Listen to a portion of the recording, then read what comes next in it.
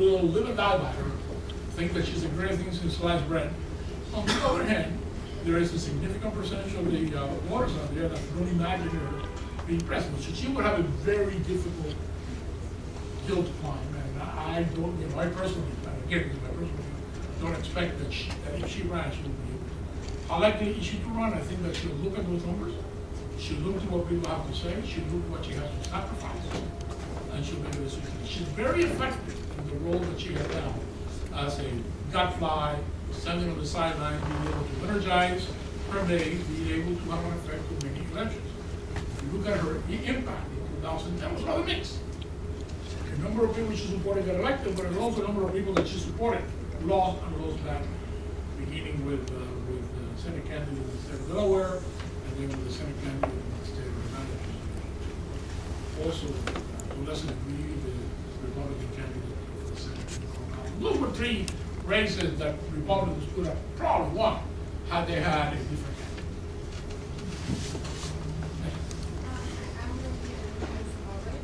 Do you think America is ready for a female president? And do you think if Clinton had won the Democrats' nomination as become president, she would have been more? I don't know. I mean, who might have been effective and who may not is a very tough question to answer because there's too many things about what degree would Hillary have been subject to the Bill Clinton legacy, how well was she able to stand, thinking the president felt. I think Barack Obama is an excellent leader. He's very inspiring, very charismatic. But what I think he fell short was in not taking ownership in the details of the things that he was doing for. But also on the fact that, despite his efforts, he was not able to reactivate the economy in a way to make people feel things were getting better. It's important when it comes to an economy. It's important to happen. But it's the sense of how things are moving. If people believe that things are moving in the right direction, then they give the leader the movement now. And the best example of that was Ronald Reagan in the early 80s, where the economy tanked rather badly. He did rather badly in the midterm elections of 82. Yet there was a sense that things were getting better, so by 1984 he was beautiful. The same question now is facing, Bill Clinton in kind of a different way in 94, and he's going to face President Obama. How well will he react to that? Who knows what Hillary might have done as president? What she might have done differently. Might have been, she's probably more of a hands-on type, so she might have taken a more active role on the details of some of those proposals. It would be just wild speculation to say she would have been better on this. But she would have been ahead of president, I think. Yeah.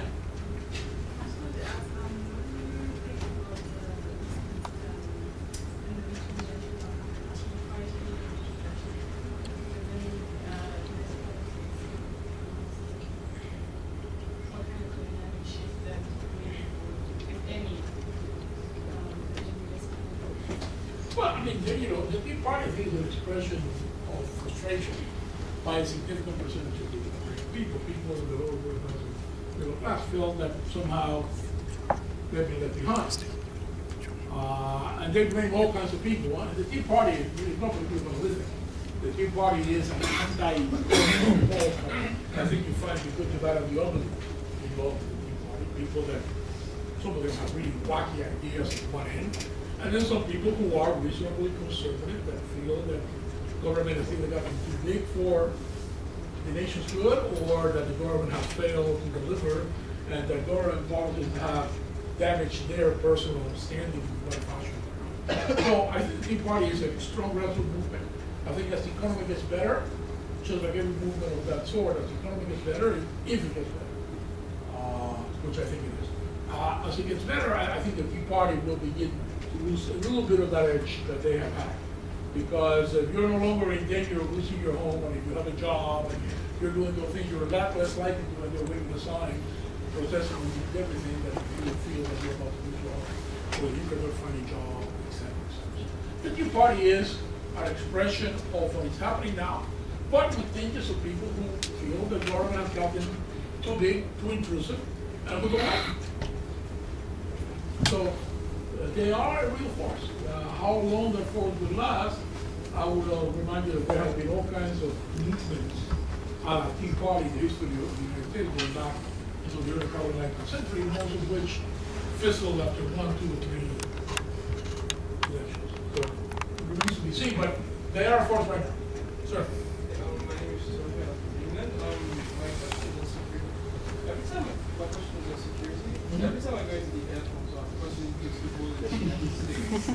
The security, they're always frowning or they always seem so aggressive, and I want to know what aims with that. But it's not that I want something to explain and I know you may hate your job. It's not.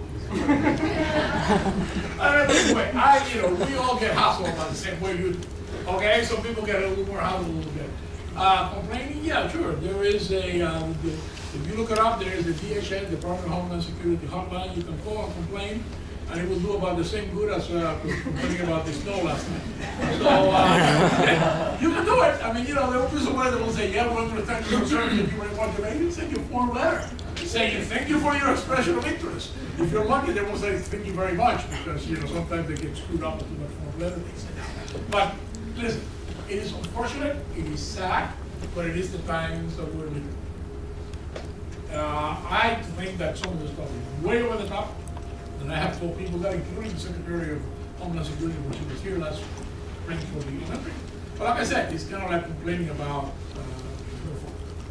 it's not something that, it's something that only a lengthy period of time with relative quiet and no incidents is likely to begin to ratchet down. And it's not going to happen anytime soon. She had her hand on dinner, she had her hand, exam, and go women first. Okay?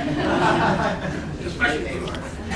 Yeah. I want to ask for the U.S. policy in terms of long-term strategy, dealing with the huge trade deficit with China, and how it will affect the global economy. Well, I wish I could tell you we have a long-term strategy. We talk about it all the time. But in the 30-odd years that I've been working for the government, I've yet to see a real long-term strategy that lasts more than 48, 72 hours. I was not home. I think that there's a couple of things that are becoming quite clear. One is we need to export more, right? We import less. How well we're doing that is not clear. We need to deal with the question of the Chinese currency. And I realize there's a lot of views on that, but Bill certainly has one, that about, my old friend Antonio Patriot is running around complaining about currency wars, which may well happen. But that is one of the problems. I mean, we have not established a worldwide financial system that deals with many of the problems in trade, whether they be artificial barriers such as phytosanitary stuff, protective tariffs, or currency manipulation. There's really no reason for China with the very large exchange currencies reserve that they all use to keep the yuan down. But this is something countries have to talk about. Long-term strategy consists of trying to reduce the level of import. There's been a lot of talk about how to reduce the federal deficit, and it's really proven if you reduce your deficit, then you also reduce your trade imbalances. How they're going to go about that is very difficult to foresee. But Republicans don't want tax increases. Believe it in never land. I think they also believe in fairy tales when it comes to that. And Democrats don't believe in credit services, so therefore something will be very slowly worked out. But I think at least now there is a general acceptance in the U.S. that the deficit, both the government deficit as well as the trade deficit, needs to be addressed. Whether there's a long-term strategy or not, I think that's mostly a creation of classrooms rather than actually a governance. Because I don't believe that we've ever had a long-term strategy. Yeah. My question is regarding President Obama effect on the domestic and foreign policy. Between 2008 and 2010, he had the majority of the Democrats in the House, and we didn't see a major change in the domestic affair. And now, with the Republican becoming the majority in the House, do you think he would be able to make any changes? In foreign policy? But it's a very big change in foreign policy. I mean, he has made changes in how we control, as a matter of fact. Because our objectives pretty much remain the same. If you go back and you look what George Bush was trying to do, what Bill Clinton was trying to do, what George Bush father was trying to do, certainly in the post-Cold War period, our objectives really have not changed very dramatically. You may argue about whether we should keep Guantanamo open or not, but that's really not a major foreign policy issue. It may be something that gets people emotionally sad, but it's not a major change in our objectives. I don't think that the change in the House signifies any significant, and I underline the word significant, changes in how we approach our foreign policy. It hasn't done it before, and I'm not sure that it's likely to do that. No, I said he will next after the one. I have a question regarding these. There's more than 400,000 documents published against the U.S. So my question is, there's a lot of powerful countries, low state in the U.S. So what's the role of, what's the strategy of the U.S. or the role of U.S. documents being this? Well, let me say a couple of things. First of all, official line is we neither confirm nor deny that any of this stuff's true. Mark that ball in case anybody asks me what I said is. That's the line. Now, what did WikiLeaks do? And I'll try to separate myself. As embarrassed, number one, embarrassed a lot of people. Embarrassed a lot of people who were kind enough to share their views with us in what they thought was a confidential conversation. That was terrible. Because it embarrassed all these people, in some cases put people's lives at risk. Who came in and believing that they were there. But other than that, what it shows by and large is that we run around the world talking to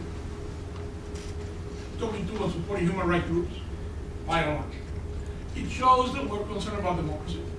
It shows that we're frustrated with the ability to affect changes in some countries, or we're frustrated with the ability of some of our countries who are our friends to do the right things in many cases. And it shows that we're not well-behaved little saints, but that essentially we're seeking to do the best we can with what we have. And what we have is a very imperfect system around the world, where we have to rely on allies that are not particularly democratic, but where the alternatives are usually worse. And I will give, for example, the case of Afghanistan. A lot of people complain about Afghanistan, this, that, and the other. And I would suggest to you that any woman in Afghanistan is better off now that the Taliban is gone than when the Taliban kept it from going to school or getting basic medical services. There's people who may disagree with that, but I certainly don't. The right to be educated in the 21st century should be ipso facto. And if you have done a policy that actually allows people to exercise those freedom, I think that that's the right policy. So if you go across the board and you have a plus or minus scale based on these alleged statements made in WikiLeaks, by and large, with exceptions, you'll find that we are on the side of democracy, that we're on the side of human rights, that we're seeking to stop the spread of weapons of mass destruction, and that a lot of countries who probably will never say that privately share our view of the concerns of what happens if rogue nations such as North Korea, Iran, and others were to develop nuclear weapons, or were to develop chemical or biological weapons. We're by no means perfect. But I would suggest that if you look at the whole record of WikiLeaks, we come out looking a hell of a lot better than we do. That the positive far outweighs the negative. Certainly we've embarrassed people. But the net effect is going to be that from now on, conversations will be a lot less candid. Congratulations, WikiLeaks, in preventing people from talking to each other. That we're not going to be able to report it as back to Washington the same way we did before, and that the conduct of foreign affairs will become increasingly, somewhat more difficult. This is what Mr. Assange and WikiLeaks have done. They haven't told anybody anything that they didn't already know or suspect if you believe that these documents are all right. It also will lead to actually there's a positive for the State Department. If this link had come out of the State Department, our defense brothers and sisters, the Department of Defense, will be all over us about it. But the fact that they have a system that allows some 22-year-old dingbat to walk in there with a fake CD pretending to be Lady Gaga and can download all of this in the vaunted Pentagon security system frankly, makes somebody like me go to the military and say, no, it's possible that you guys had this big breakdown? State Department never had any breakdown like that in its history. So, internally, it gives us a little more credibility on how we do business. Externally, it shows, I think, by and large, we're trying to do the right things. There are embarrassing moments, like when in Brazil, when I was charging affairs in Brazil, and we had visitors from the intel community who allegedly met with alleged leaders of Brazil's intelligence community. Well, this is alleged, by the way, so don't, and people say, oh, what are you doing, intelligence people talking to intelligence people? The question is, well, we don't talk to each other, who the hell do we talk to? But except for moments like that, Folia had a good time without him. There were whole articles showing how we had this meeting. We had one from here about the Olympics, I think, that they got published. And some people, well, why are the Americans saying this? Well, we're saying this because we need to know what is going on. We work with the Canadians on security issues, and we're concerned how the Olympics go. So if this is bad, then too bad. Sorry you feel bad. So, to me, WikiLeaks is embarrassing. It makes communication more difficult, but actually, if you want to see who the beneficiaries are, is the rogue states, are the North Koreas and Iran. So Mr. Assange and all the wimpy, kumbaya liberals that think that he's great are actually doing the heavy lifting for the rogue states and for the tyrants. Because if somebody from Zimbabwe comes to us about human rights in Zimbabwe, and we report it, and Mr. Assange is part of his great libertarian approach, policies like gang statement, what's going to happen to him? What's going to happen to him? Okay? This is the contribution that WikiLeaks have made to human rights. Next. Sir. My question to you is, what is your opinion about the gun laws in U.S.? I'm sorry. Gun laws? Yeah. Listen, gun laws in generation have been debated in the United States forever. It's not likely to change. There will be some changes at the edges. I think that, it's rather interesting because everybody's trying to make political hay out of it. Here you have somebody who's clearly mentally imbalanced, whatever his politics may have been. The guy was done. He had already been kicked out of the college. The security people have to talk to his family about it. I thought the sheriff kind of had it right. I mean, one of the things that is wrong with America today is that before you had the nuts in mental institutions, now you have the nuts buying guns. And it's not because you're buying guns, it's because the nuts are out there running around the streets. And anybody who doesn't believe that, just go to East Hastings and take a look. You don't have to go very far to find what people that 40, 50 years ago would have been institutionalized, what they do to themselves and to society. And we have decided, every society have made, both the US and Canada in different ways, have made the decision to allow that to happen, to let that happen, for various and sundry reasons. But this is the outcome, is that you have people that would have been under observation before, but have been institutionalized before, now running around doing things like what this guy did. It's going to change gun laws? I doubt it. You may tighten it a little bit in terms of, how fast you can get the gun, or whether you have to report it, and that kind of stuff. But I would be surprised if it made any fundamental change on gun laws. What about the result on elections based on these laws? The result on elections based on these laws? I don't think this is going to affect the elections at all. Yeah. By the time the elections come around, CNN would have found a different story to go. Sir?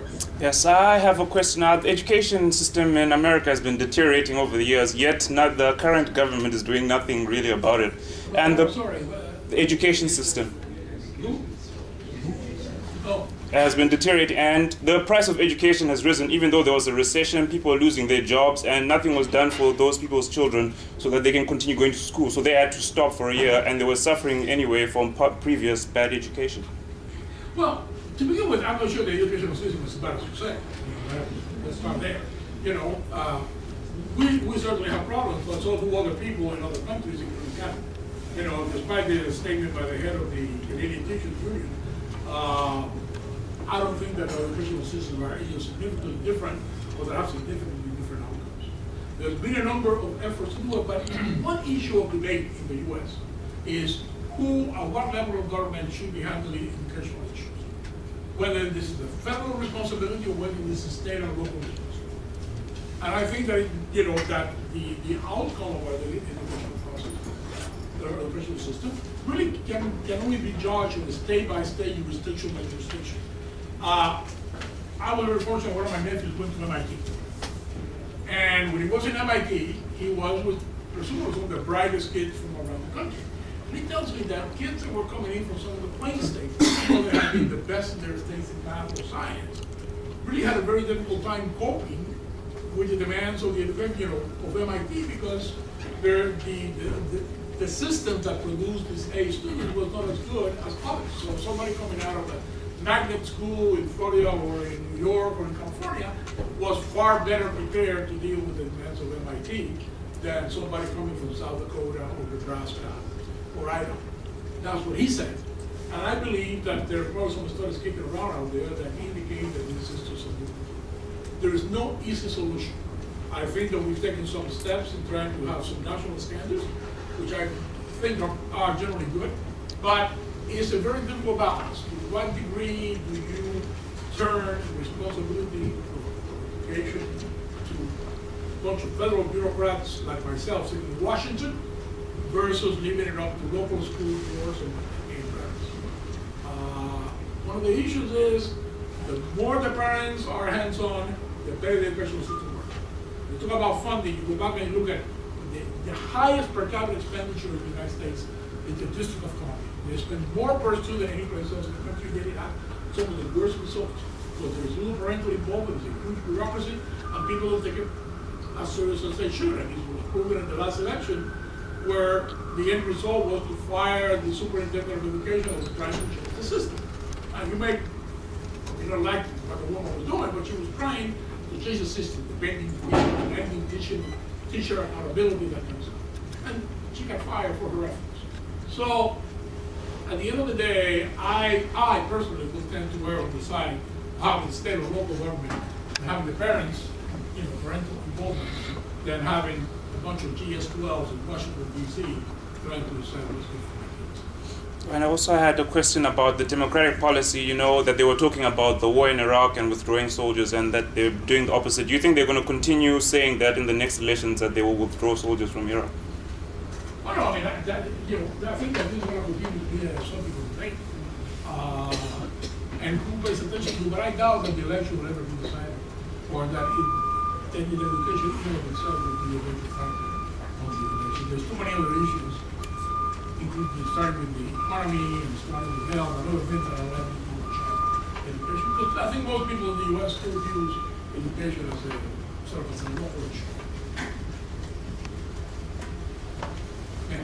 Oh, sir. Sorry, go ahead. I want to know why is the people from the mainland of China? What do you mean? What? I said, why is the people from mainland China? Mainland China.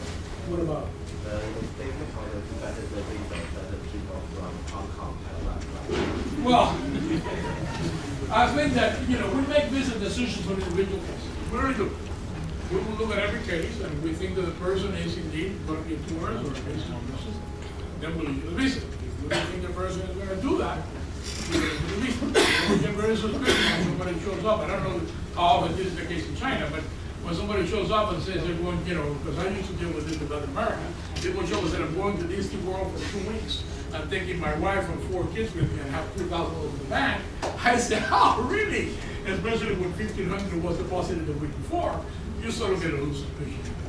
I don't know why we're difficult to issue visas. We issue a lot of visas. It's one of the largest visa issuing countries that we have. But I don't know on a case-by-case basis what we're going to do. Every case is different.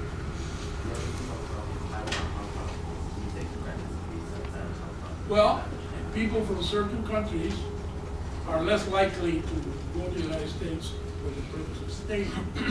For reasons other than whatever they stated they wanted a visa for. So we don't worry too much about Canadians going to the United States to work legally. Canadians don't compete with Mexicans for jobs / positions. So I am sure that people from every country in the world are in the same. Certainly they're not in the same category. So we're going to judge people by what is happening in the country, what they say they're going to do, what resources they have to do what they say they're going to do, and that based on we issue the visa. everywhere in the world it's hard for a young man or woman to get a visa because they are the most likely people who want to migrate or remain illegal. So those people require a higher level of proof than a 65-year-old grandma. Yeah.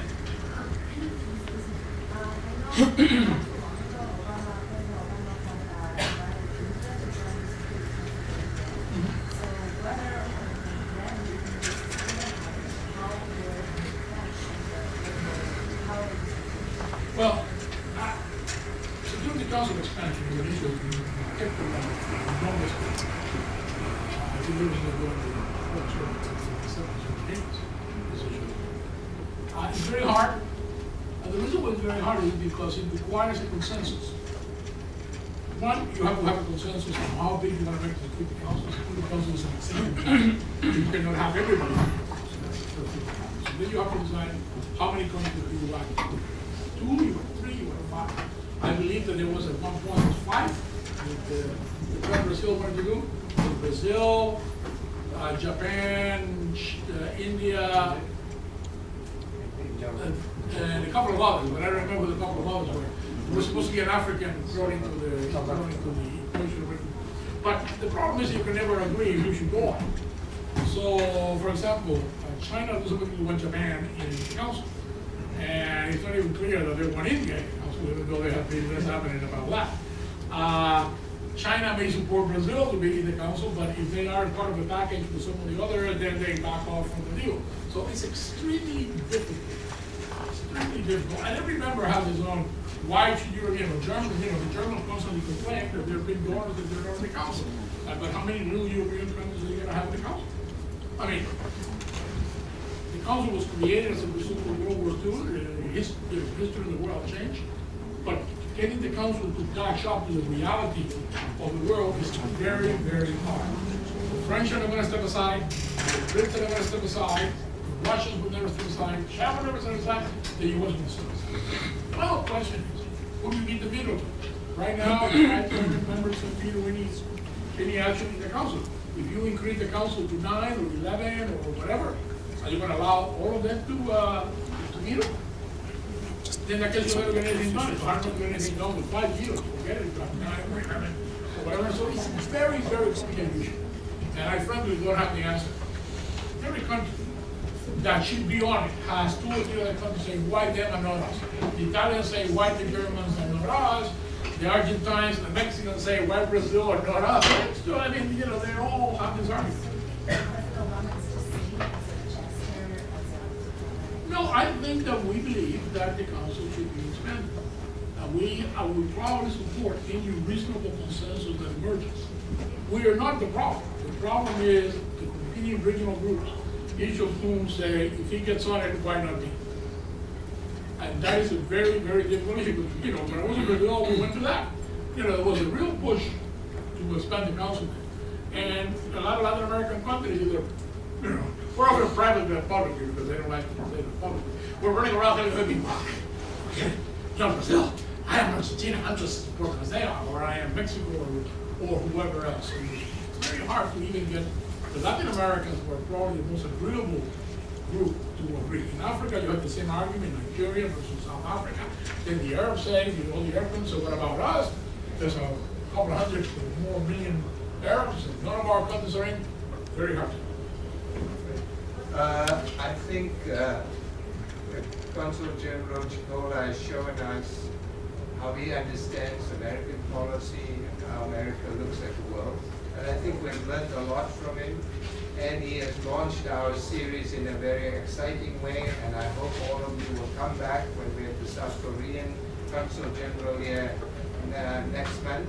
So for now, I would like you to join with me in thanking Consul General Chicola for the presentation he made here.